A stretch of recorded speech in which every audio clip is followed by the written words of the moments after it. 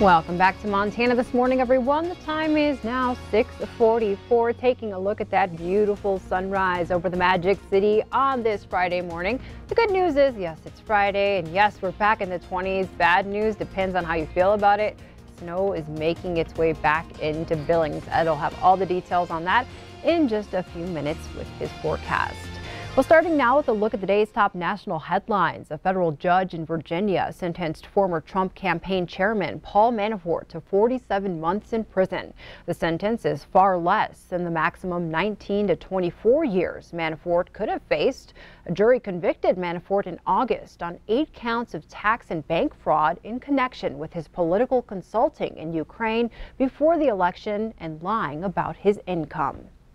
The House overwhelmingly approved an anti-hate resolution late Thursday. It was sparked by recent comments by freshman Democrat Ilhan Omar, who suggested that Israel supporters in the U.S. have split loyalties. House Democrats proposed a resolution condemning anti-Semitism, but later broadened it to oppose all forms of bigotry. The House vote was 407 to 23. Republicans cast all the no votes. Some said they wanted a resolution to specifically condemn Omar's comments. A traffic alert for our viewers in the Billings Heights this morning. Alkali Creek Road between Morningside Lane and Indian Trail was closed at 1:30 this morning following reports of a gas leak. Northwestern Energy is still on scene investigating. The Billings Police Department is asking drivers to avoid the area until further notice. An emergency meeting is scheduled to take place today in Red Lodge as 40 homes go without water due to frozen pipes and the recent sub-zero temperatures. Mayor Bill Larson says the city has a plan to get water to those affected. The mayor says normally about 5 or 6 homes get frozen pipes every year, but in the last couple of weeks, those numbers have gone way up. It's happening in the branch line between the water main and the homes. Bottled water for drinking and 5-gallon buckets of water for toilets are available at the fire hall. The city will even deliver to those without transportation. And it's also recommended to run a small stream of water to help prevent any more freezing. The mayor discussed the issue with the Public Works Director on Thursday. He felt that it was almost to an emergency level. After we had our meetings, we knocked that down to, let's just take care of our people, keep them hydrated, make sure that they have what they need. A lot of them are going to friends and families' homes, going to their neighbors, running hoses from the neighbor's home to their house so that they can maintain living in their residence. Today's emergency city council meeting will take place at 1 o'clock. Now take a look at this. A 20-car pileup snarled interstate traffic Thursday evening near Bozeman. This is video from a motorist passing by who saw it firsthand. It happened at around 4:30 on I-90 near Belgrade in the westbound lanes. At least 11 cars were involved in the pileup, plus 8 slide-offs. The forecast shows a brief snowstorm hitting the area, creating whiteout conditions and slick, icy roadways. Cars began to hit each other in a domino effect. The extent of injuries for everyone involved is unknown. An explosion at the Calumet refinery in Great Falls is under investigation. Emergency responders battled 2 fires sparked by the explosion Thursday afternoon. All roads within a half-mile radius of the refinery were blocked. Schools were put on high alert and businesses close to the refinery were evacuated. No injuries were reported, and so far there's no word on what caused the explosion. A Missoula woman accused of helping to kill 2 people and dispose of their bodies in chemicals changes her plea. Tiffany Pierce faces felony charges of murder and robbery. She pled guilty in a deal with the Missoula County Attorney's Office on Thursday. Pierce and Augustus Standing Rock are charged in the murders of Jackson Wiles and Marilyn Pickett back in August of 2017. The pair is accused of putting the bodies in tubs of acid. Attorneys say the recent suicide of a key witness accelerated the plea deal.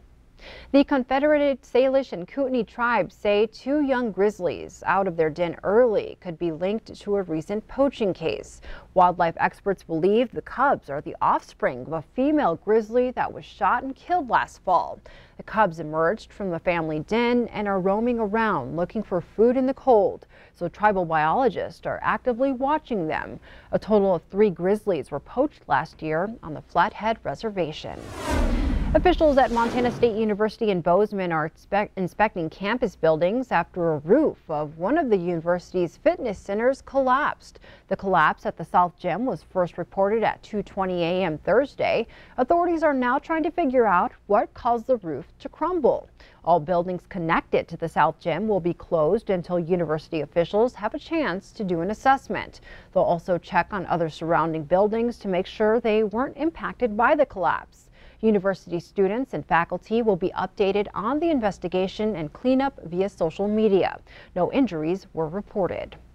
And although we don't know the official cause of that roof collapse, with the heavy snowpack this winter, home and business owners are advised to know the warning signs of potential damage. In fact, the state requires all buildings meet certain standards when constructed to prevent structural damage from snowpack. According to FEMA, 1 foot of snow depth can range from 3 to 21 pounds per square foot, depending on the moisture content. Montana code requires a minimum snow load of 30 pounds per square foot for new buildings. Structural engineer Aubrey Yerger says a roof collapse is relatively uncommon, but people should be concerned if they see sagging in the roof, new cracking in the interior, water leaks, or ice dams. Especially as we're starting to get into those warmer temperatures, ice dams that have accumulated near the edge of your roof that would prevent snow from sliding off. Yeager says if people are concerned about the amount of snow on the roof, they should contact a contractor to remove it to make sure there's no accidental damage. Now from the 66th session in Helena, state lawmakers on the House Appropriations Committee returned to Helena Thursday after their mid-session break. They immediately began their multi-day hearing on the major spending bill for state government. Governor Steve Bullock's budget director led off the hearing, saying the bill falls short on key areas of services provided by state government. House Bill 2 is the foundation of the state's $10.4 billion budget for the next 2 years. State Budget Director Tom Livers said the Bullock administration is worried that the bill cuts too many positions, many of which had been left open during last year's budget crisis. He says if those positions are cut, then a substandard level of service will become permanent in many areas. There are a couple ways to make the cuts. I think the legislature can explicitly decide what services will no longer be offered, or we can decide by default to keep doing everything we're doing, but the level at which we're going to be doing it, it's going to be at standards that none of us are proud of, or none of us really even thinks is adequate. The panel will hold 2 or 3 days of hearings on the bill this week and then start voting on it by Monday. Well, back here in Billings, although there's a ways to go before the 2019 Billings St. Jude Dream Home is complete, Thursday night marked a major milestone. Local builders, designers, developers, and others who have graciously donated their time, talents, and hearts to this project literally put their mark on the home with Sharpies. The floor signing is a signature event with each St. Jude Dream Home, as sponsors send well wishes to the future homeowner. Steve Wells, the developer who helped acquire this property in the Ironwood subdivision, toured the hospital.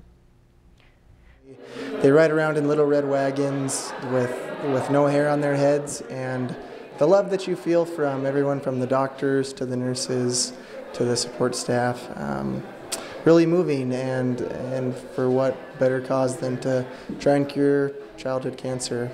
Be sure to watch tonight's 5:30 newscast during the second live sell-a-thon here on Q2. The sell-a-thon begins at 4 and goes till 7. If you buy your $100 ticket by midnight tonight, you're not only entered to win the home, but you'll also be eligible for a drawing of a $2,500 gift card to Yellowstone Polaris and a $10,000 Visa gift card. To buy your ticket, you can call the number on your screen or head on over to ktvq.com/St. Jude. You can also find out how to reserve your ticket and pay by check on our website. A Sweetgrass County deputy is being honored for saving a man who was found parked unconscious on the interstate suffering from hypothermia. Deputy Cody Kreiner was given an award for his quick action on February 6th. That day, the temperatures were below 10 degrees below zero. Kreiner was checking what he thought was an abandoned car at a rest stop near Big Timber.